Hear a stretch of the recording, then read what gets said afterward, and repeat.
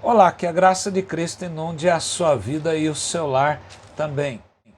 Nós estamos dando prosseguimento àquela matéria que estamos estudando na escola dominical sobre o sentido da vida, uma série de mensagens sobre esse sentido da vida em Eclesiastes. E o nosso texto de hoje está no capítulo 10 desse livro, dos versos de 1 a 20. Um cântico que foi muito tocado pelos jovens das igrejas na década de 90 é o cântico Nas Estrelas, do conjunto da banda Vencedores por Cristo. E as duas primeiras estrofes nos dizem: nas estrelas vejo a sua mão, e no vento ouço a sua voz. Deus domina sobre terra e mar. O que Ele é para mim? Eu sei o sentido do Natal, pois na história tem o seu lugar. Cristo veio para nos salvar. O que Ele é para mim? Em suma, esse cântico vai falar nessas duas estrofes sobre o sentido do Natal. O que Jesus significa? Será que é apenas uma data no calendário cristão, um feriado nacional, dia 25 de dezembro, ou o Natal de Cristo tem algo extraordinário mesmo? Ora, o mundo foi dividido em antes e depois de Cristo, e não foi por acaso. Deus, usando a história, usando as pessoas, as autoridades, fizeram com que o mundo viesse a ser então colocado desta forma. Quando nós lemos aqui o livro de Eclesiastes, agora voltando para o nosso texto, nós encontramos dois tipos de discurso. O primeiro discurso é aquilo que o pregador ou o correlete faz e que é chamado de a observação do pregador. O segundo discurso é o discurso de instrução, pois esse livro ele era usado para os jovens quando eles voltaram do exílio, e ele servia como um bálsamo, um lenitivo e um livro de sabedoria para ser trazido aos jovens. Esse capítulo 10 ele faz parte da última sessão do livro, que vai do capítulo 9, do verso 13, ao capítulo 12, ao verso 7, onde há o encerramento então do livro. William Lane, quando comenta numa revista da editora Didaquê, muito interessante, chamado O Sentido da Vida também, cujo tema da lição é paciência, sensatez e prudência, ele diz que essas instruções aqui do capítulo 10 são basicamente recomendações, e o enfoque principal é um ensino de vantagens da sabedoria sobre a estultícia, sobre a loucura, não é? O cuidado, diz ele, que se deve ter com a autoridade, tanto a autoridade secular quanto a autoridade divina. E ele diz que o bom servo é o que trabalha em vez de festejar, e que os seres humanos, sendo mortais, devem ser pessoas modestas. Acredita-se, diz ele, que o pregador faz uma crítica a uma sociedade em que há uma ascensão econômica e política que busca o sentido da vida na ambição do poder, na riqueza e nos prazeres. Pensando assim, o livro de Eclesiastes, diz ele, é bastante próprio ou oportuno para os nossos dias. Este capítulo 10 mostra que há um sentido na sabedoria e que não deve ser desprezado esse sentido nem nas pequenas coisas. A primeira lição que nós observamos aqui está dos versos 1 a 14, uma seção que quase analisa todo o capítulo. E a sabedoria vai ser o ponto principal, e o tema será: a sabedoria analisa todas as coisas. Há sentido na sabedoria, e essa sabedoria vai analisar todas as coisas. Como nós dissemos já há algum tempo. Nós estamos analisando versículo por versículo desse texto, embora às vezes o façamos de uma maneira geral, mas veja que dos versos de 1 a 14, nós vamos lendo de pedacinhos para os irmãos entenderem. O verso primeiro diz: qual a mosca morta faz o unguento do perfumador exalar mau cheiro, assim é para a sabedoria e a honra um pouco de estultícia. Veja, o que ele está querendo dizer é que uma pequena coisa pode causar uma grande influência, como por exemplo o fermento numa massa. Ele pode levedar toda uma massa, ou aquele fermento que não tem eficácia, ele não leveda aquela massa, o bolo não cresce, o pão não cresce.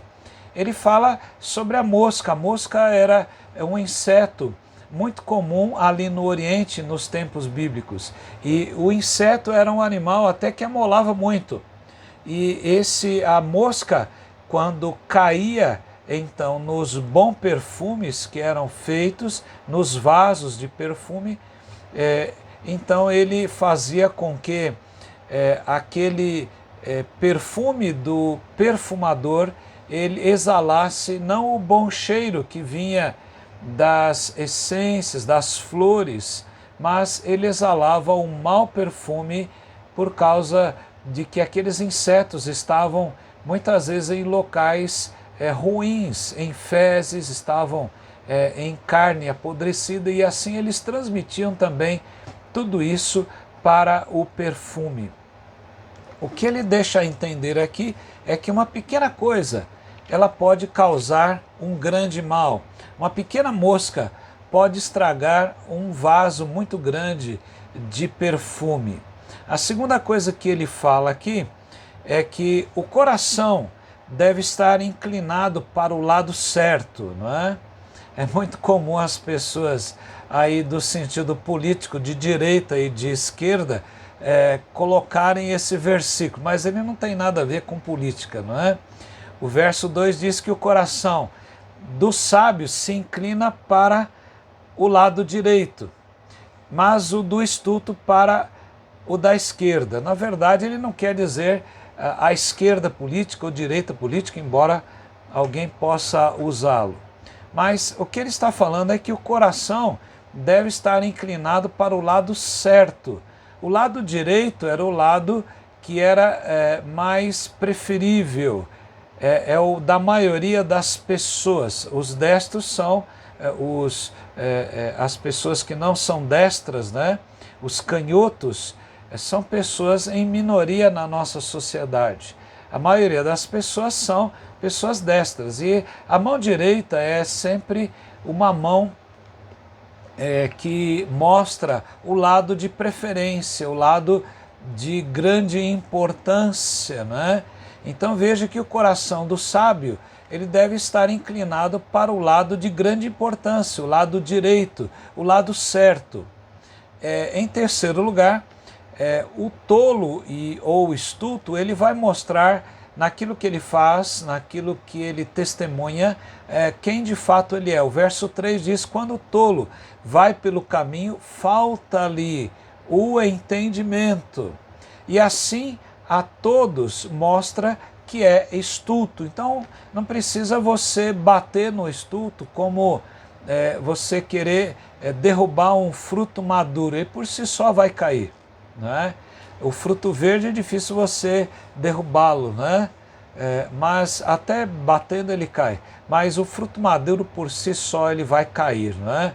Então não é preciso você bater no estulto, ele por si só ele vai ter algum deslize e vai acabar cabendo. A quarta coisa que ele diz aqui ainda neste sentido da sabedoria que analisa todas as coisas, agora aqui do verso de número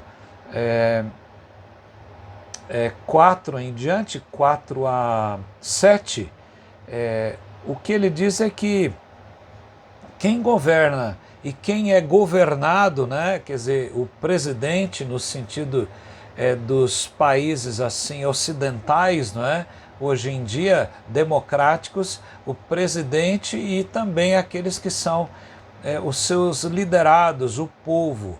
Então, quem governa e é governado, o líder e o povo, deve tomar cuidado do testemunho, o testemunho ético, o testemunho moral e até o testemunho espiritual, não é? O verso de número 4 a 7 nos dizem: levantando-se contra a ti a indignação do governador, não deixes o teu lugar, porque o ânimo sereno acalma grandes ofensores. Ainda havia um grande mal debaixo do sol, erro que procede do governador. O tolo posto em grandes alturas, mas os ricos assentados em lugar baixo. Vi servos a cavalos e príncipes andando a pé, como servos sobre a terra. Vejam que é preciso um cuidado para quem está liderando e um respeito para quem é liderado, né? Deus dá dons, talentos às pessoas e elas vão dar conta, não é? Não queira ser o juiz das autoridades. Você pode votar em tempos oportunos, mas você deve então guardar o respeito pelas autoridades, mesmo que você não concorde muitas vezes com elas. Mas quem governa e quem é governado deve dar o testemunho. Em quinto lugar, ainda nesse primeiro item, as consequências ou os resultados com a falta de cuidado, a falta de zelo, podem ser vistas então. Do verso 8 até o verso de número 15, agora ele vai usar muito a expressão quem e a expressão se, né?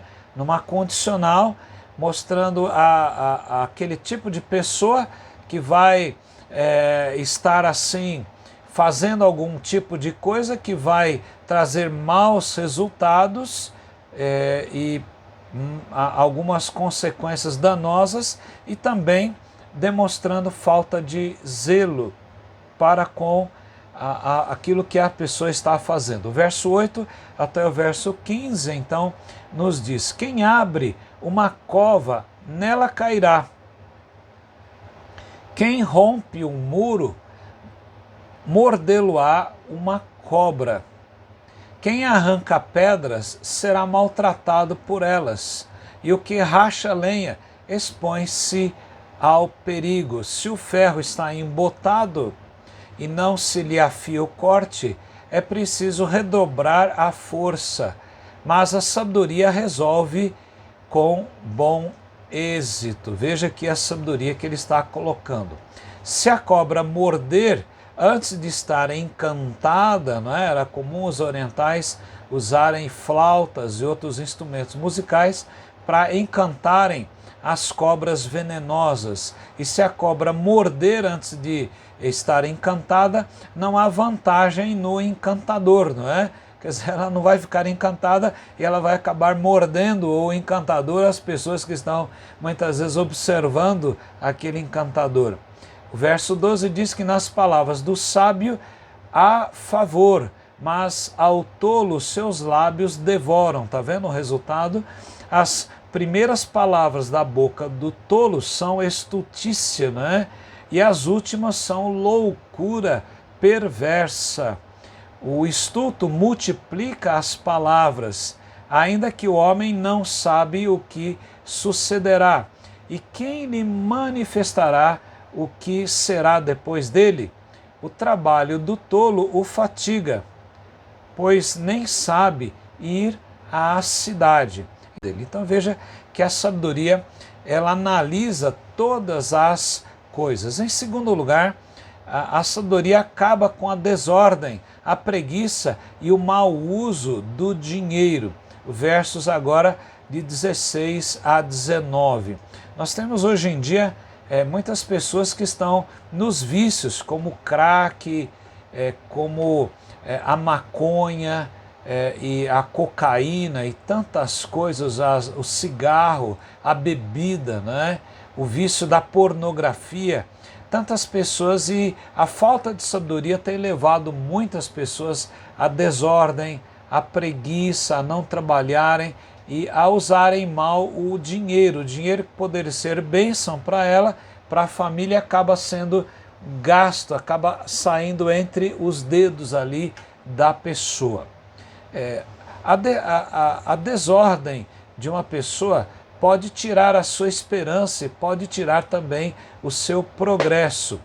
O escritor Matthew Henry, ele diz que o povo não pode ser feliz se os seus príncipes são infantis ou amantes do prazer. Aqui no verso 16 desse capítulo 10 de Eclesiastes, ele diz: ai de ti, ó terra, cujo rei é criança, né? Cujo rei é criança, então, e cujos príncipes se banqueteiam já de manhã, quer dizer, a época da festa seria um dia à noite, mas de manhã já estão bebendo, né? Já estão fazendo coisa errada. Verso 17 diz: ditosa tu, ó terra, cujo rei é filho de nobres e cujos príncipes se sentam à mesa a seu tempo para refazerem as suas forças e não para a bebedice. Em outras palavras, ele mostra que a desordem, seja do líder ou dos liderados, vai destruir a esperança e o progresso de uma nação, o progresso das pessoas em particular. Então, o rei é criança e os príncipes se banqueteiam já de manhã, e os nobres e os príncipes que são valorosos são aqueles que não se sentam para a bebedice, mas como um momento de refazer as energias de alimento e também de refazer o contato com as pessoas do seu reino. Em segundo lugar, a preguiça traz o fracasso e consequências nefastas, tanto para os assuntos públicos como para os assuntos privados. O verso 18 diz: pela muita preguiça desaba o teto, e pela frouxidão das mãos goteja então a casa. Então, a preguiça, a pessoa que não arruma o telhado, a pessoa que o teto desaba, não é? Ela não faz as coisas que são necessárias de serem feitas. Então, pela preguiça, as coisas começam a dar errado no momento da chuva, no momento da dificuldade. Em terceiro lugar, não só a desordem vai destruir a esperança e o progresso, a preguiça traz fracasso e consequências à pessoa e à ordem em geral, mas também a libertinagem de uma vida sem sentido vai mostrar a falta de propósito e a falta da graça de Deus. O dinheiro por si só não traz a felicidade. O verso 19 diz: o festim, ou aquela pessoa que vai a festas, faz-se para rir. O vinho alegra a vida e o dinheiro atende tudo. Então, o que ele está querendo dizer com isso? É que a sabedoria, ela vai acabar com as coisas erradas e as coisas que precisam ser feitas serão então atendidas. Em terceiro lugar, a sabedoria tem sentido porque ela nos livra da amargura e da punição também. O verso 20 nos diz: nem no teu pensamento amaldiçoes o rei, nem tampouco no mais interior do teu quarto o rico, porque as aves dos céus poderiam levantar ou levar a tua voz, e o que tem asas daria notícia das tuas palavras. A felicidade de um país, de uma sociedade e de uma igreja depende do caráter de seus líderes. Matthew Henry assim vai asseverar. Nós devemos ter críticas, isto é, opiniões verdadeiras sobre muitas coisas, mas nós não devemos ser críticos ou nos tornarmos pessoas amarguradas. Será que você é uma pessoa amargurada? Você critica todo mundo? Você critica todas as pessoas? Critica os governos? O que você realmente tem feito para o progresso das pessoas e da sua cidade, do seu município, do seu estado, do país, do mundo de uma forma geral? Será que você tem crítica ou você tem sido uma pessoa crítica em todas as situações? Então, o texto fala que há espiões do rei e do homem rico. E é preciso que nem no pensamento você amaldiçoes o rei e nem tampouco no teu quarto o homem rico, porque as aves dos céus poderiam levar a tua voz, e o que tem asas daria notícia das tuas palavras. Isto é, Deus manda aos seus espiões e a mentira e a inverdade, ou aquilo que traz amargura nas pessoas, acaba tendo consequências. Muitos pais que são crentes, eu tenho percebido, têm falado às vezes mal da igreja, ou mal do evangelho, ou mal das pessoas crentes dentro de casa, na frente dos filhos muitas vezes. E o que ocorre é que muitos filhos se desviam da igreja pelo fato dos pais não valorizarem o trabalho da obra do Senhor. Será que o seu filho não está se desviando de Cristo pela maneira como você trata a igreja e as coisas do Senhor? É preciso que você tenha a sabedoria de Deus, e essa sabedoria o livre, então, da amargura e da punição que Deus, então, há de trazer como homem rico nesse texto, ou como rei que pode punir com as aves, levando aqueles pensamentos amargurados e ruins que a pessoa tem sobre a situação que ela passa. Todo mundo passa por lutas, todos têm dificuldades, e tem que aprender a levar aquela situação de uma forma madura, de uma forma bíblica, de uma forma espiritual. Recapitulando, a primeira coisa que nós vimos nessa mensagem, em que há sentido na sabedoria, é porque a sabedoria ela analisa todas as coisas no sentido bíblico aqui. Em segundo lugar, ela vai acabar com a desordem, vai acabar com a preguiça e vai acabar com o mau uso do dinheiro. Nós vimos também agora há pouco que ela nos livra da amargura e da punição. Há sentido na sabedoria, mas que sabedoria é essa? A Bíblia fala que Jesus é a sabedoria de Deus. Isaías profetizou lá no capítulo 11, no verso 2, e falou que Jesus tinha sobre ele o Espírito de Deus. E olha o que ele diz nesse capítulo 11, verso 2. Sobre ele o Espírito do Senhor, o Espírito de sabedoria e de entendimento, o Espírito de conselho e de fortaleza, o Espírito de conhecimento e de temor do Senhor, Espírito de sabedoria. Jesus é aquele que tem o Espírito de sabedoria. Os evangelhos registram que Jesus usou a sua sabedoria no início da sua vida e também no seu próprio ministério. Em Lucas 2,40, quando fala do crescimento de Jesus, o texto fala: crescia o menino e se fortalecia, enchendo-se de sabedoria, e a graça de Deus estava sobre ele.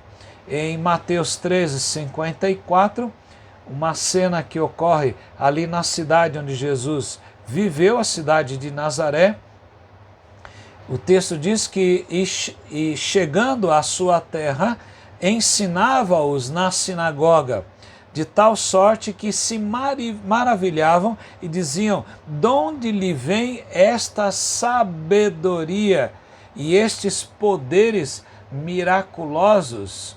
Então, na verdade, as pessoas se maravilhavam, especialmente lá na sua terra, da sabedoria de Jesus. As cartas de Paulo registram que Jesus é a sabedoria de Deus.